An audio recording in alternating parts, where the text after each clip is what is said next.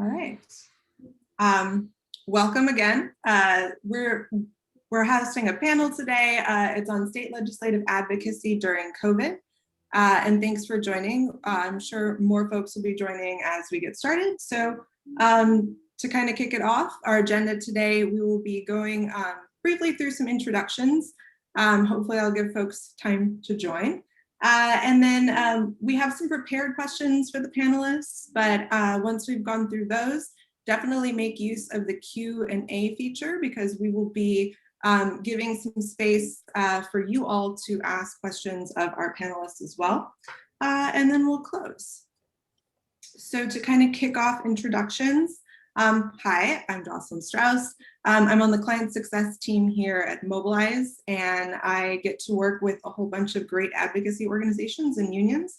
And it's really exciting to do this panel with many of those represented. And I have a background in advocacy work, so this is definitely an important topic to me. Next, I will let you introduce yourself, Ted.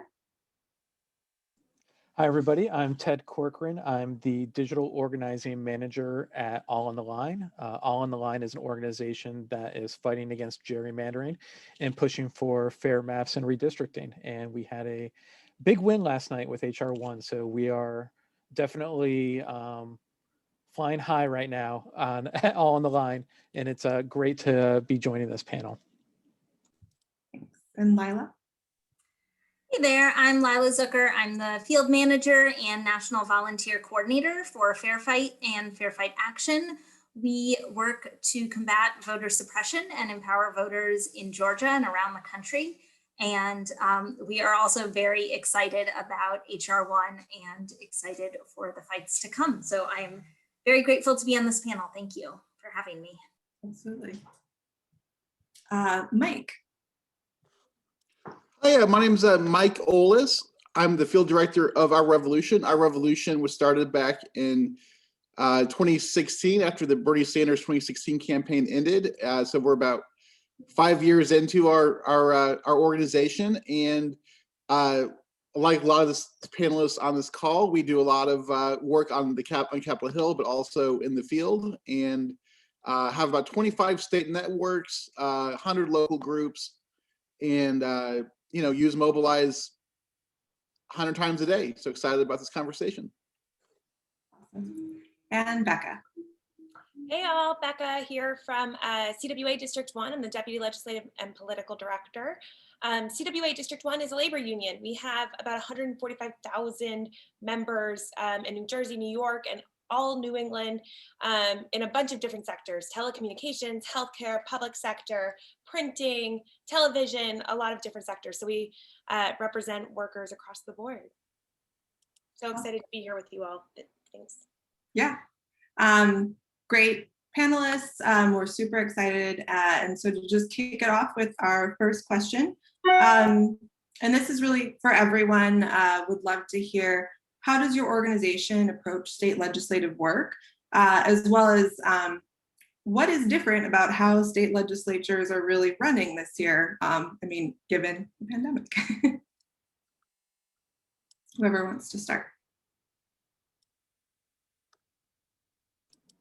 And I'll jump in because we do actually are involved with a lot of legislative work, and we know with the changes that have happened in the past year, that process gets more and more difficult. So the two things that we really are focusing on, specifically with what we're working on in redistricting, is getting the public involved with the process.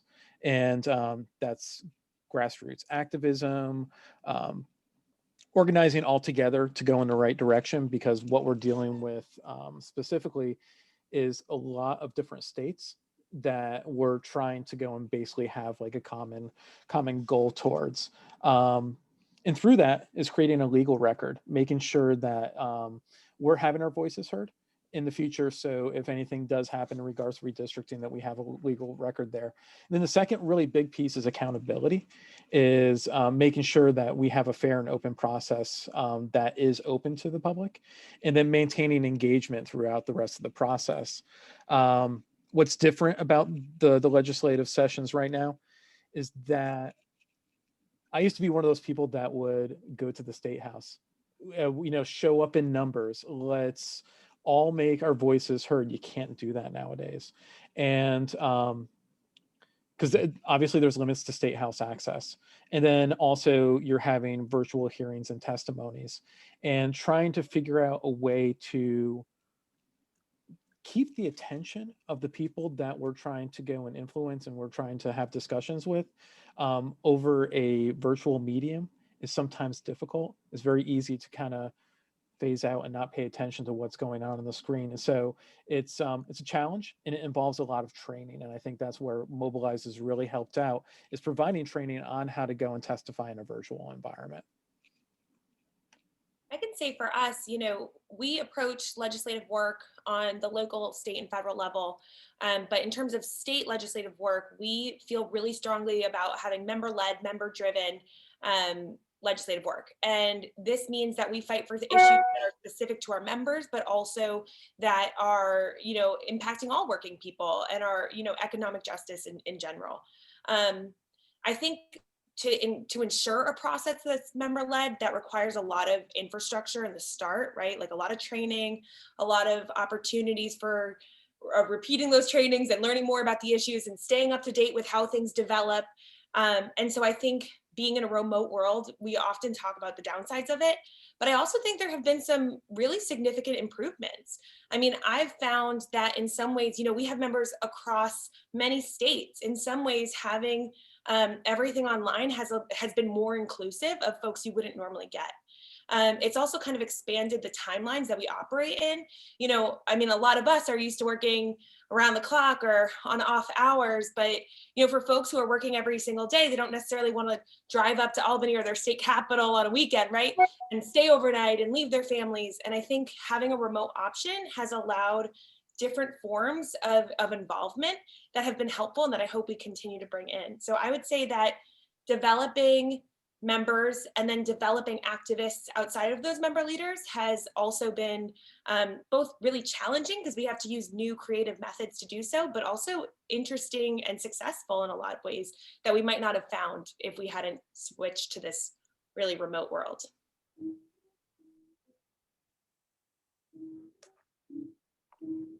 I definitely agree with a lot of what Becca just said about the remote aspects of organizing right now have allowed a lot more people to participate that might not be able to. So Fair Fight, it has always been involved with the legislative session in Georgia, especially. Our founder, Stacey Abrams, was an elected leader, so she was there for a lot of time. But in the 2 years we've existed, our staff is often at the Capitol sitting in on hearings. And so while we still have 1 or 2 staff that is at the Capitol, because there's still a lot of things happening in person there, most of our staff are really monitoring hearings online. And we've been doing our best to share information about what's happening around a lot of bills, especially around voter suppression, which there's 40 or 50 something in Georgia currently. And the upside of having things be remote is that we've been able to do more events that are more accessible to people to hear about those bills. So while many of the hearings on these bills have been public and streaming, some of them have not. And so we, in the last couple of weeks, have held a couple of hearings that Fair Fight did about bills where the hearing wasn't public to voters. So we held our own hearings, and we actually used Mobilize to recruit for these to allow us to have a single link to send out when we're texting people all over the state, even though we had 4 different days. But it allowed us to host our own hearings to talk about different aspects of these really bad bills and have different speakers come in from all over the state that would not have been able to participate if things were happening in person. And while of course we wish that there was not a pandemic, it has been incredible to be able to do that. And we've been able to engage a lot more advocates, and especially people with disabilities who might not be able to be there in person, but can participate virtually. I also think that being able to have virtual hearings and events does allow for more accessibility around interpretation with captions, ASL interpreters, different language interpreters that aren't always thought of at in-person events. So those have been a couple of things that we've really been taking advantage of this legislative session to get more voters involved and understanding the legislative process and how it affects them, and collecting their stories and being able to share those with legislative leaders, having voters really share their stories by video, written stories, social media, whatever it is, and being able to share a lot more of those from people that wouldn't be able to go in person and testify. So that has definitely been a plus side of the pandemic, I'd say.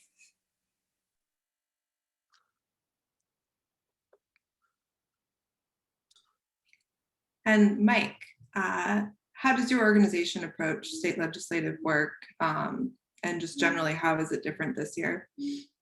Yeah, definitely. And I live here in Indianapolis, and we have one of the worst state houses in the country. So I get to like focus nationally. So it's exciting to kind of bail out on my fellow state house advocates who I have done a ton of work with here in Indiana. But nationally, what we've really focused on is trying to build an online army of activists that can make a difference at the state house. And for instance, tonight we have our monthly Our Revolution California call, and we have a major legislation in Sacramento around called CalCare. Basically, it's Medicare for all at the state level. And so tonight, we use Mobilize, right, to get everybody signed up for the call and reach out to our list. I think we have like 20,000 Mobilize users in our account right now.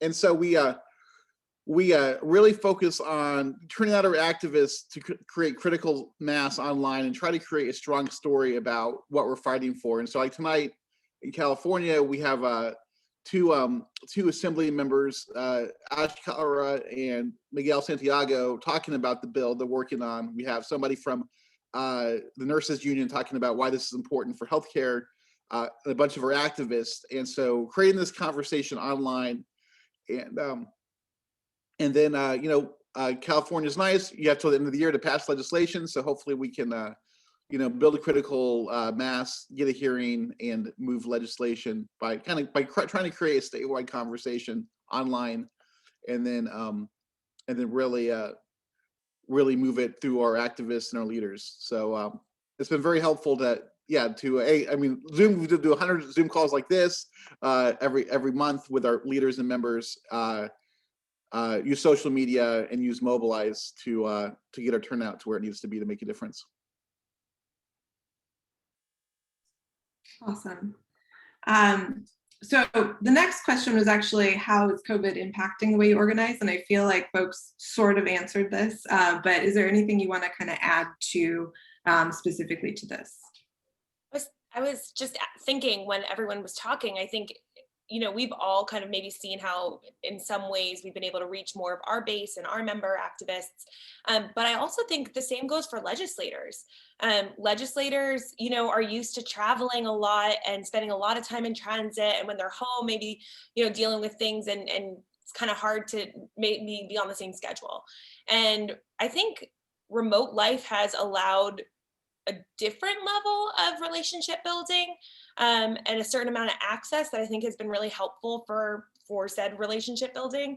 But I also think with COVID, it's made most of the needs that we're all working on way more urgent and way more competitive with each other. And obviously, when you spend political capital on one thing, you're maybe not having enough for the other. And I think that's kind of, at this point, all the needs of all the work that everyone is doing is just sky high. So I think those have been two ways that I was thinking during our last conversation that this has been impacted. Yeah. And on a positive point of view too, and I think this is actually maybe speaking to one of the questions in the chat, is that for a year now, people are using and getting more familiar with the tools that we have in this digital space. I remember right when it first happened and people were first getting introduced to Zoom, I would have to do like a mini Zoom training right before I even started whatever main training I would have to go and do. Nowadays, that doesn't seem to be happening as much. My mother, 76 years old, has figured out how to go and use Zoom, and she's a Zoom expert. And so I think that's a real positive. I think we should have been shifting in the digital space long before COVID, and it has forced us to have better habits, have better practices, and have better training in regards to these things that do really expand our opportunities at the end of the day. Absolutely. I think that's a really, really good point. And I think also it is sometimes hard, I think, in the virtual space to distinguish different events from each other. Like for us, we've had hearings and town halls and asking people to contact legislators and a variety of different things that, like, the topic has been different. But at the end of the day, it's still asking people to sit down in front of their computer and be on a Zoom call. And so I think in some ways it's forced us to pick and choose some, like prioritizing different events. If we were doing them in person, there would be a big difference between asking somebody to go and testify or asking them to show up at a town hall or come out for a social event or to show up for a phone bank, or those would feel like very different activities for a volunteer or a leader or even a legislator. But I think since everything is on Zoom, I think we just need to acknowledge that Zoom fatigue is real. And for us, it's, while there's so many different things happening constantly, and with the legislative session, it seems like every single day there's 5 more different things we want voters to take action on, still being really cognizant of that it seems different to us, but what we're asking them to do is often the same thing of getting on their computer. And so I think we've had to be a little more strategic about thinking about what we do when, to make sure that we are asking people to take action in a way that doesn't burn them out on the technology versus the issues. I also think that people are lonely. I think like everybody, I think in one way or another, even if you're an introvert, I think a lot of people miss being around other people. And I've noticed that in a lot of meetings, even legislative hearings, people tend to talk more or share more than they might if it was in person. And so oftentimes events will sort of go longer because people want to share more because suddenly they feel like they're surrounded by people again. And I think that's a wonderful thing, but is also kind of a silly thing to see in some legislative hearings or these official meetings. Also, I just have to say, I really love that it's become acceptable for people to be really honest about what's going on in their life and that they are humans outside of this work. So people taking care of their kids, their pets, family members, things going on at their home. And I think it makes the work much more real and much more visible to people. And I think that in the long term, that changes a lot with our organizing and what we're all fighting for. That's great.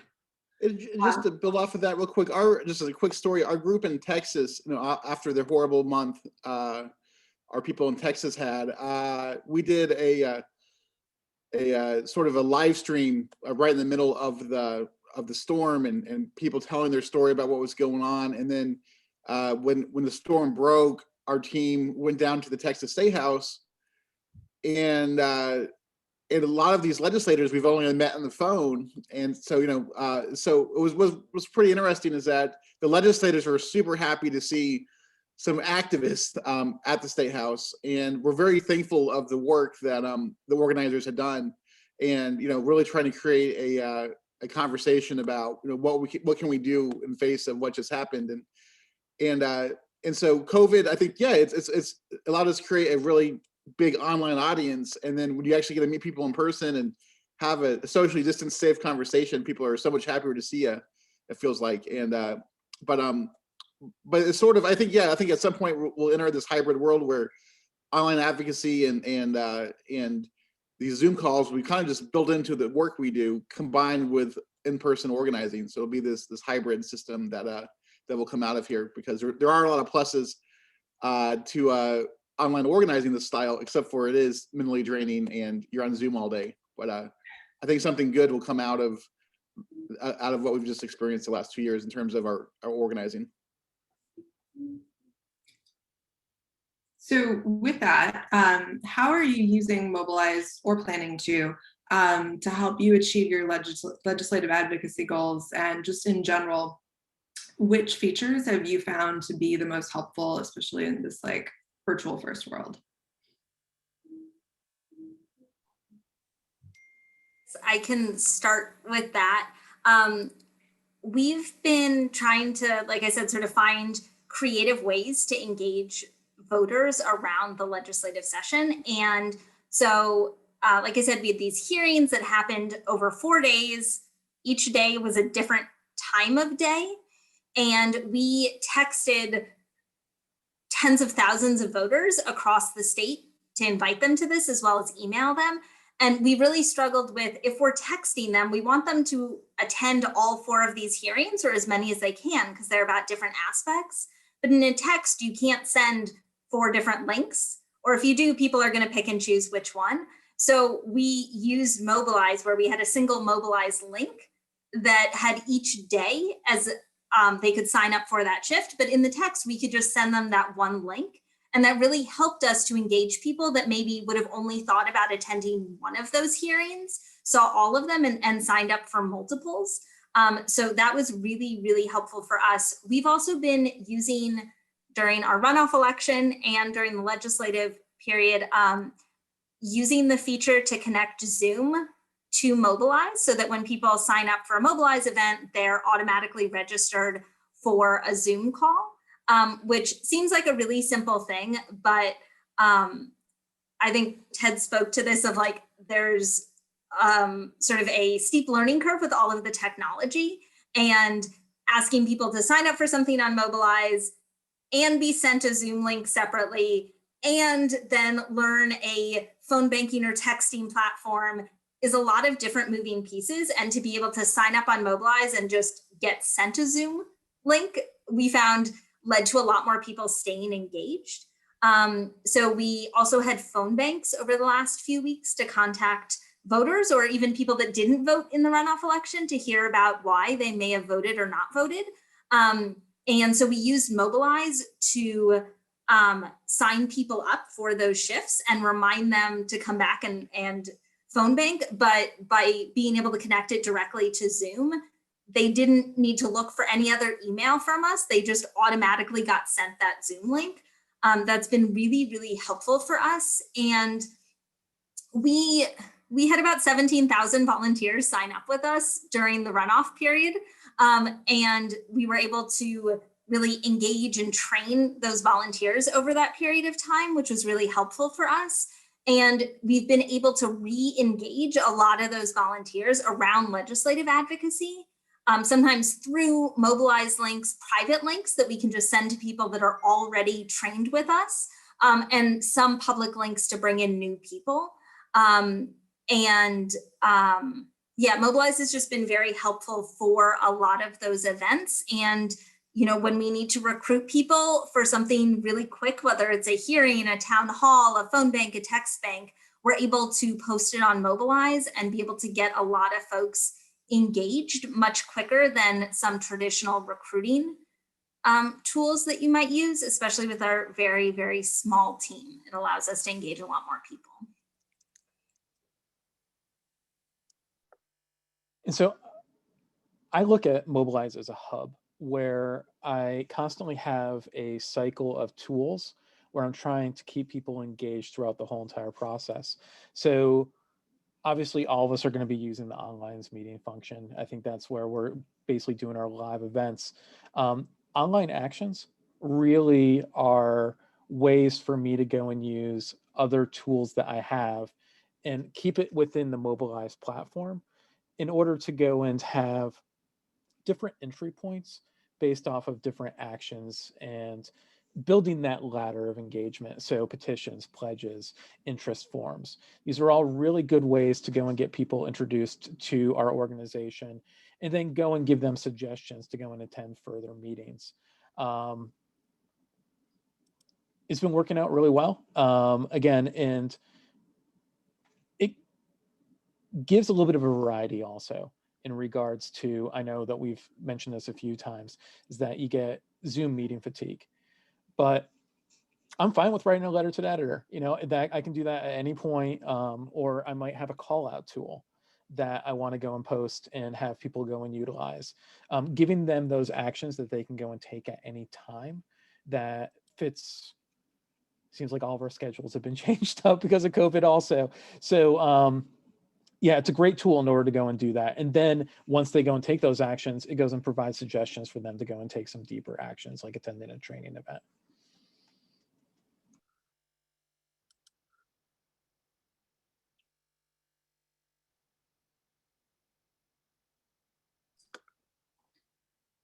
Yeah, I won't have much more to add to that. One thing that our groups have started to experiment with is the petition platform on Mobilize, and it's been helpful to, it's been also, like, everything in Mobilize is pretty simple and easy to use and get out the door. And so, a couple of our groups have had good luck with even just using the petition part of Mobilize.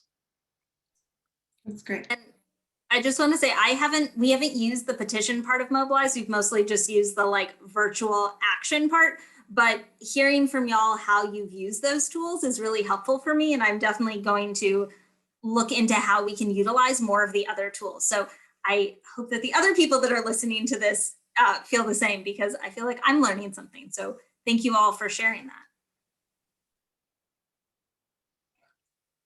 Awesome.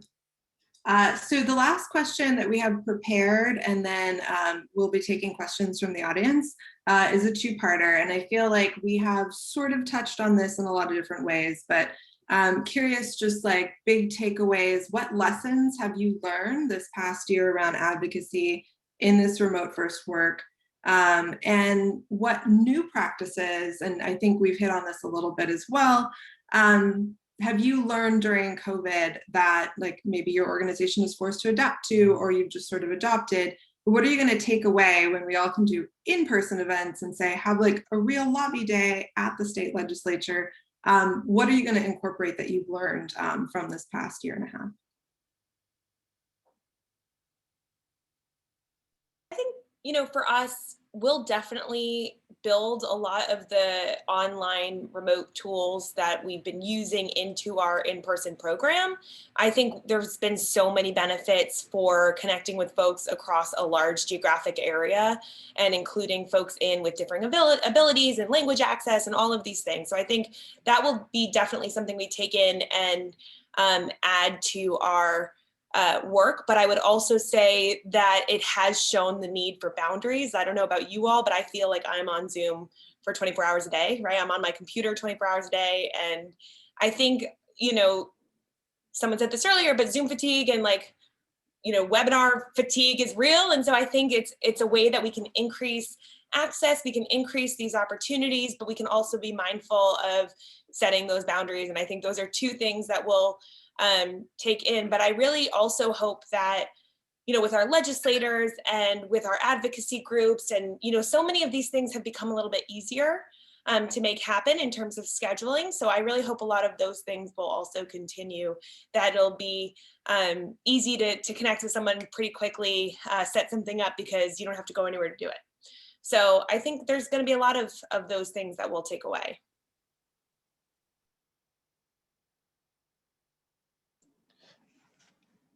I think one thing that I've noticed is that you need to set yourself apart. And it has a little bit to do with COVID, but I think it just has to do with the political environment from last year. And I think someone's even mentioned this in the chat too, is that the burnout rate is very high because there's so many things coming at volunteers. And to be honest, people very early on in the pandemic had a little bit of time on their hands. And so they were actively seeking out different things to go and do and get involved with. Post-election, I think you really need to go and start listening to your volunteers and getting the feedback that really works for them. I didn't do it in this organization, but in a previous organization, one of our organizers had a great idea. It was a little bit of an informational session, and then it was a yoga session.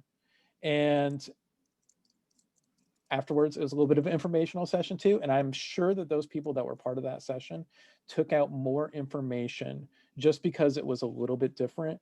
And it had a little bit of like a common effect too, as far as like the yoga piece is concerned. messaging, and this is where you have to step outside the technology world, and it would help you, especially in a post-COVID world, is learning how to go and work with your volunteers in a way where we're so used to, like, you know, the sky is falling. And I know that we do have priorities and we do have timelines in regards to it, but balancing those out in a proper way in order to go and prevent our volunteers from being burnt out. Having a little bit of fun with these things too. And that's what brings volunteers back, especially, is, you know, having a couple laughs, allowing that extra 10 minutes, you know, before the meeting starts, just to have people chat with each other and engage each other, I think is really important. Putting that human touch into the meetings that we're trying to go and do. And keeping in mind that we do have like serious work that we need to go and do at the end of the day.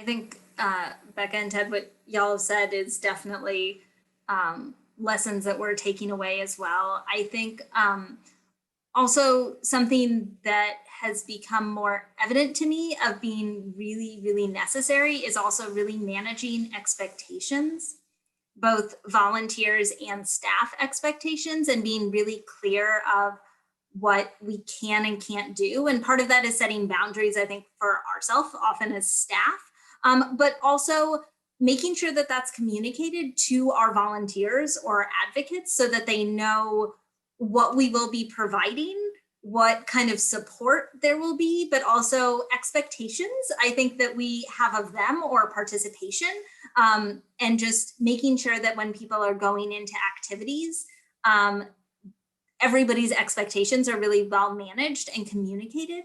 And I think that's something that we have been really excited about, but also struggled with a little bit during the runoff here in Georgia, just with so many people being engaged. And the work of Fair Fight is absolutely around elections, but it's nonpartisan voter education and turnout. And we had a lot of people joining us thinking that we were doing really partisan work because it was around the election, and sort of managing those expectations and just making sure that people knew what we do and don't do, and that it's okay if a volunteer activity or a group isn't exactly what you're looking for. That's okay. That, like, we want people to find a volunteer home that works for them. And I think being really clear about that is a big, big takeaway that I have. And I think also finding all of those different volunteer opportunities for people that want to engage. We've had so many people that either are unemployed or maybe retired that are really finding their activist and organizing homes and wanting to do all of the things. And so I think we aren't a membership-based organization. So unlike a union or some other types of organizations, we don't always have like an engagement ladder in the same way. But I think we've had so many people that want to take on leadership and want to take on more responsibility as volunteers, and managing those expectations of what, you know, makes sense for a volunteer to do versus, you know, if somebody's putting in full time, we want them to be paid. That's not asking for full-time work from a volunteer, but also finding ways for people who want that additional responsibility and leadership, ways for them to plug into that work and feel really engaged. And I think part of what Ted was talking about, of finding those ways to have fun and enjoy everything, really letting a lot of volunteers lead that and create those spaces together to make that happen, and sort of opening it up for them to make suggestions for those, even if other volunteer activities are more sort of tightly contained, has been something that I'm really excited to go forward with. And I also hope that in a post-COVID world, we don't forget about important things like door-to-door canvassing and in-person organizing. I think that in the COVID world, we focus so much on online activities and things like texting, which are super, super useful in a lot of ways, but nothing beats a real conversation face-to-face. And I really hope that we take all the energy that we've gotten and people that are engaged and really are able to transition that into more in-person activities, even the ones that maybe aren't as fun or easy. But I'm excited to see how all of these activists that have gotten engaged online take that as we move past the pandemic.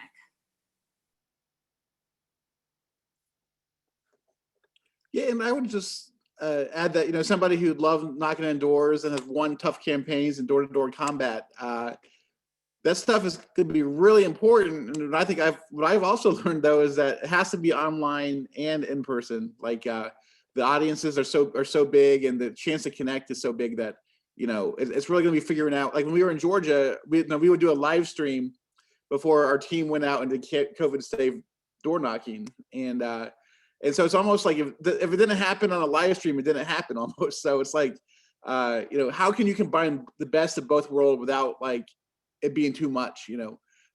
And so I think that's gonna be the real challenge, is how do we, you know, can't wait till we go back on the doors, but also we're gonna have to have good live stream equipment. We're gonna have to have good, you know, good looking feeds and graphics. And so it's gonna be and then I think the other thing online is that it takes a lot of preparation to do a good event. And what I've learned from our team at our Revolution is that we spend a lot of time just on the prep, you know, on scripts, on notes, on slides, and so you know, the more you have the capacity to do that type of stuff, the better you'll be online and in the field. But you know, it'll be interesting to see what happens over the next 6 months as hopefully people get vaccinated and we can enter into the post-COVID era. So we've got some questions from the audience. The first two are really around sort of fatigue. So the first is from Deborah. How do you counter post-election fatigue to keep members active as advocates?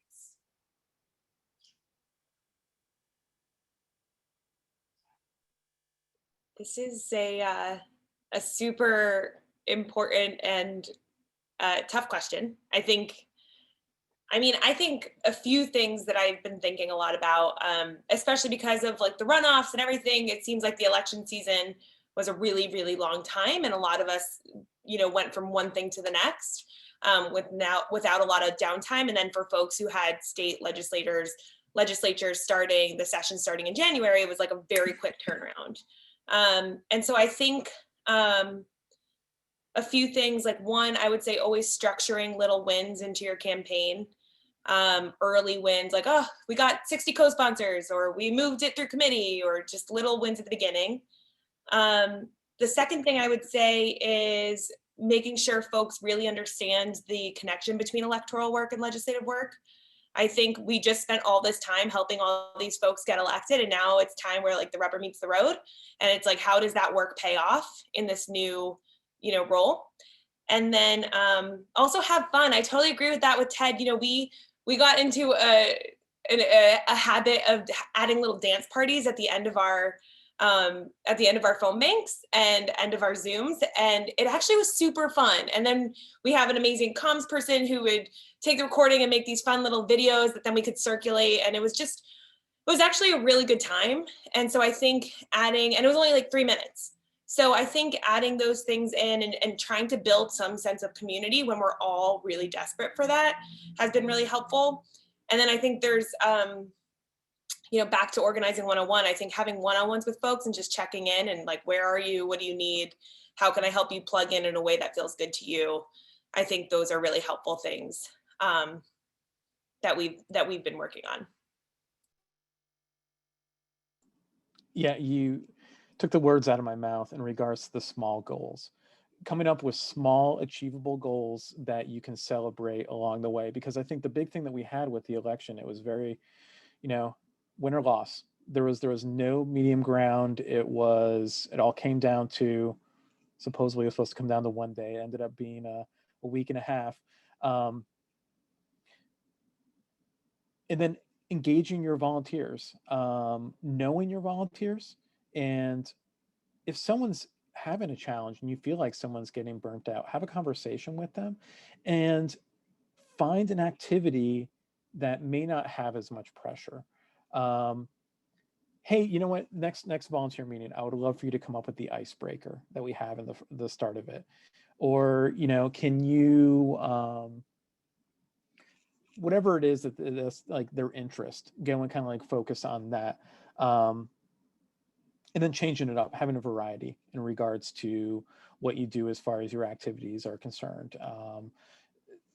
A repeat process over and over again. So I think back to the days when I was in an office and we would have a phone banker that would sit there and just do phone banking for hours and hours and hours on end. And eventually I had to speak to her. I'm like, give yourself a break. You need to go and change it up. Because again, that just repeat process is just going to go and just eventually kind of wear down on people. Yeah, I agree with both of you on some of those different tactics for combating election fatigue. Definitely reminding people of the enormity of what just happened. And I think thanking people for their work and constantly reminding folks of how they were engaged with that, of just, you know, this is what we did. This is how many voters we were able to turn out. Let's carry that forward. I think also for us, focusing on the issues that are sort of ever present. For us, combating voter suppression or mitigating voter suppression is a constant thing and is talked about massively in the media right now, for better or worse. But I think reminding people that elections are a starting point for organizing. They are not an end goal, and that our work is about organizing. It's not necessarily just about winning elections.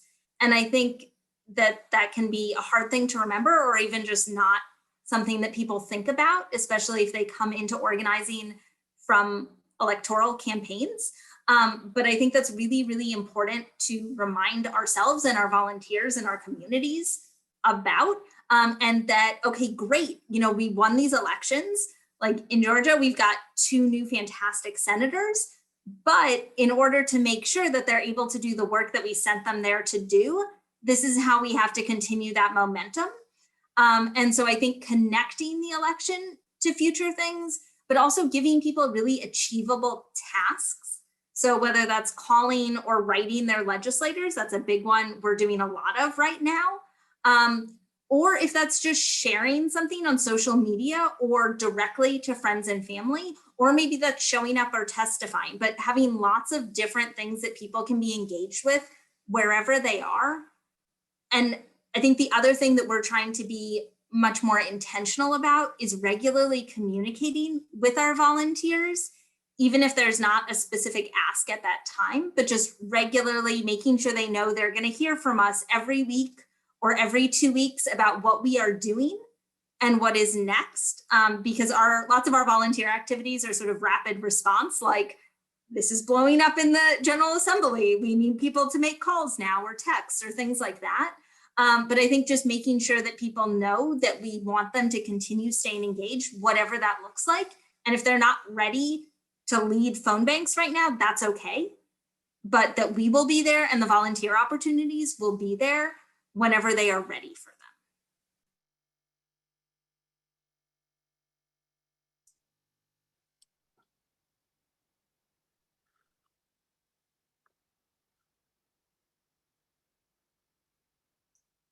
We've got another one sort of around that. And I'm actually going to stop screen sharing for right now so we can see everyone's face since we're doing questions from the audience. But the next one is very specifically, what would be your advice for a county Democratic Party organization starting from scratch and building infrastructure focused on keeping their constituents engaged with our state General Assembly and hopefully encouraging them to take action? How do we initially provide content that's meaningful, but at the same time, avoid the crash and burn from overreach that often happens with all volunteer organizations? So really I love how it's phrased, a kick-ass service that's scalable moving forward. So if anybody has any advice on that.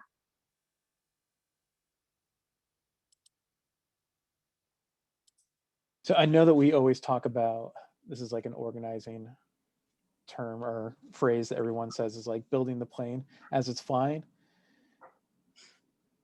That's great if you're doing rapid response, but I think what you really need to go and do, especially if you're starting off an organization and you want, get your large goals, or sometimes we call them big rocks, in place, and then go and start building off of that to go and build up to those things. I think what happens too is that people jump into action maybe a little bit too quickly without really understanding what's the purpose of this action, or what's the purpose of multiple actions, what's the goal that we're trying to achieve at the end of the day. And so rather than kind of running the race from the starting line and not knowing where the finish line is, find out where the finish line is and then start moving backwards and figuring out what milestones you need to hit in order to go and get that overall goal. Yeah, that's the best advice I can give. I just seen too many organizations go and we need to go and do this immediately. And it's an action. And then you question them, well, why are you doing this? And it's to do something, you know, like doing something just for the sake of doing it doesn't last very long. And then what happens is once that's done, you don't really have that goal in place at the end of the day. Yeah, I think to like add to that, I would just say like, you definitely shouldn't do everything, right? Like pick a few things that are within the capacity of the moment. And I think also probably the least sexy part of campaign work is building out that infrastructure at the beginning. But it's so important because if you don't have it, it'll come back to bite you. And so I think of like, you know, the ladder of engagement for your volunteers, the leadership development for the people you're going to lean on, the education on the issues. Like people don't like to get involved in things if they don't really feel like they understand it or if it feels opaque. So those are a few things I would throw out there. And I also think depending on where you are and what your state's General Assembly looks like, something that Stacey Abrams says a lot is sometimes winning is losing better. And that some fights you aren't going to be able to get from the base to winning them exactly where you want to be on the first try. And you always have to work towards that, but celebrate those wins, even if that win means that you took out the worst part of a bill, but the rest of it is still really bad. That's still a win. And I think that that's really, really important to acknowledge and highlight, that winning isn't always succeeding in like your initial goal or those big rocks. It's sometimes taking those steps. I also think that a lot of work around elections and with parties can be very transactional.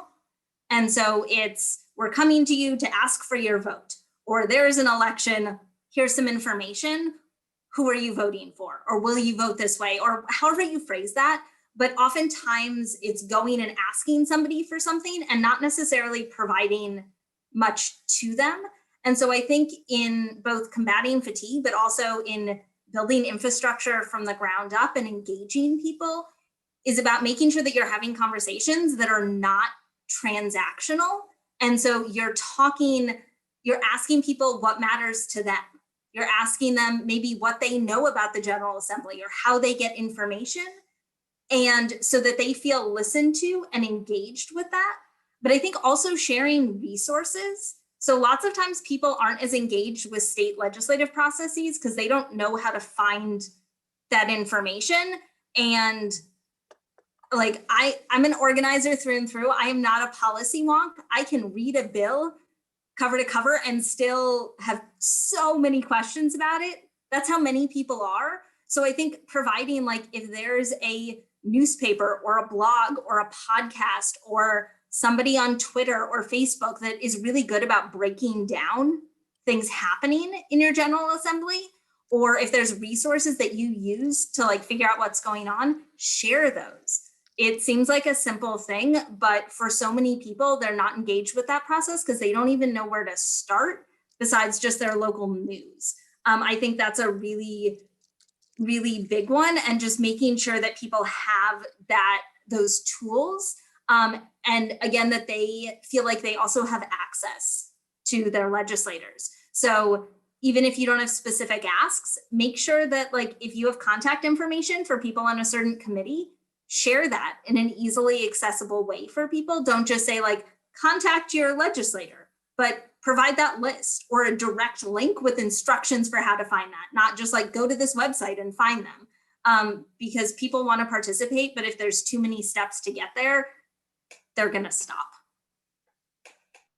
And I understand, like, I feel like a county Democratic Party is some of the most treacherous organizing you can partake in. As somebody who's been kicked out of Democratic Party meetings and and has seen as a national organizer, seen a local Democratic Party, county party not wanting to engage because they feel like it's their turf. And there's a lot of like protection and gatekeeping that happens at the county party level. And so I feel like what's great about Mobilize and starting from scratch, as this person is asking, is that you can really create a really open, transparent, fun Democratic Party at the county level that is really about advocacy and organizing and taking on Republicans, and not necessarily about sort of the tougher part of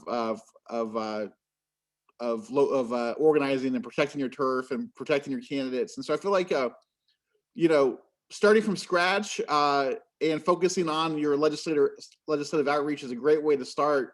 And just really finding those people that really want to do the work and enjoy reaching out to their legislatures and setting up a Zoom call or in-person lobby when it's possible. But I think it's keeping it simple, having fun with it, recruiting people, and just being aware that sometimes county parties can be a pretty tough place for people to stay engaged. And so making sure it's you're open, transparent, and mentoring and leading people.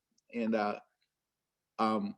but I think this tools like Mobilize make it easy to do that.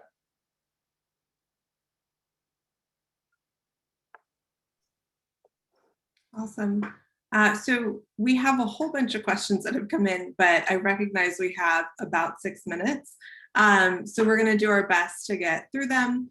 And if we don't get to your question, we will invite you back for more panels and hopefully be able to ask more questions of various audiences. So Leslie writes, what are some strategies for evaluating the effectiveness of different calls to action, especially with so many people taking action to contact legislatures directly by phone, trying to limit leader fatigue, since we often feel we're spending more time creating CTAs and events than the total hour volunteers spend participating in them, which can be disheartening. So how do we assess the return on the time, energy investment of our group leaders? That's a really, really good and really tough question. I think it depends on different calls to action. I think that every call to action needs to have, you need to set some goals of like, how will this increase engagement going forward? So like, if you're asking people to contact a legislator or a leader, maybe you wouldn't necessarily see that bill change from those calls or emails. Hopefully you will, but you might not. But maybe that's more people that will be engaged with your organization going forward and is a step for them to start getting involved with it. So I think every action, every call to action that you are creating, I think should have more than one sort of way of evaluating how effective it is. And sometimes, again,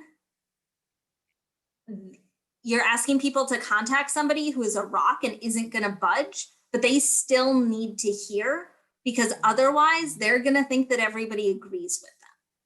And so I think in actions like that, it's really important to be really honest with yourself and your leaders as you're creating those calls to action, but also with your volunteers, so they understand that like the expectation isn't that they're going to change this hard-headed person's mind by that single call necessarily, but that we are pushing them in the right direction and making sure that they know people's voices and opinions are being heard. That's not really an answer, but just a suggestion and sort of a starting off point, I think.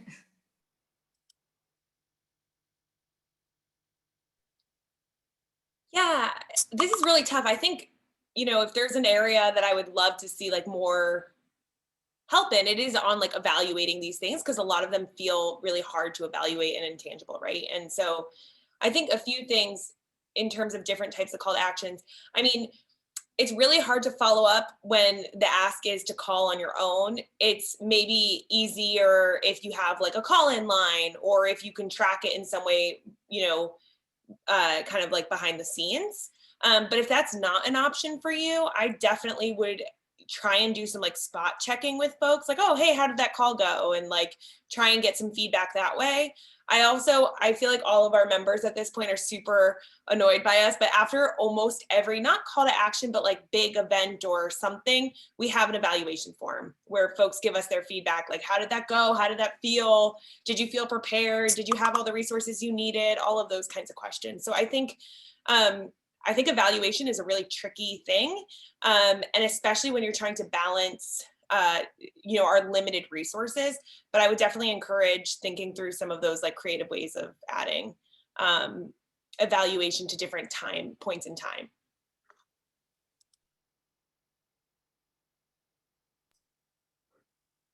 So I'm going to try to squeeze one more in. I am also going to just screen share our closing slide. Before I ask the final question, I just want to flag for folks who don't know, we do have a help center for you, lots of resources there. We offer a weekly Mobilize office hour, and we also have a What's New on Mobilize doc. So if folks aren't familiar with the petitions people were talking about or the online actions, we have a document in the help center that walks through all of that. And I'll send that all out post this panel, but I just wanted to get that in before I asked just one final question, and we'll kind of close on that. Thank you so much, panelists. This has been wonderful. I feel like we should have maybe made this an hour and 15 minutes, but I really appreciate your time.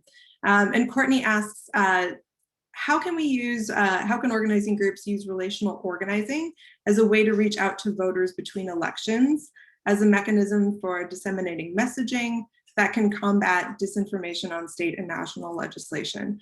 That's being proposed and voted on. So that's the final question if folks want to tackle that as we kind of close out. I love relational organizing. you just spoke to my heart. And I'll say something just really quick.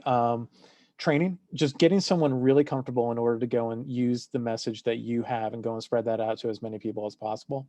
I think that's really the core. And then just giving them the resources that they need in order to go and kind of do it on their own. And that helps. I know that someone mentioned leadership fatigue also. Utilize the talents that you have within your volunteer base. Go beyond, hey, can you send a text? Like, what do you do professionally? Are you like a public speaker? Are you a teacher? Let me go and utilize those resources in order to go and do a distributed organizing campaign.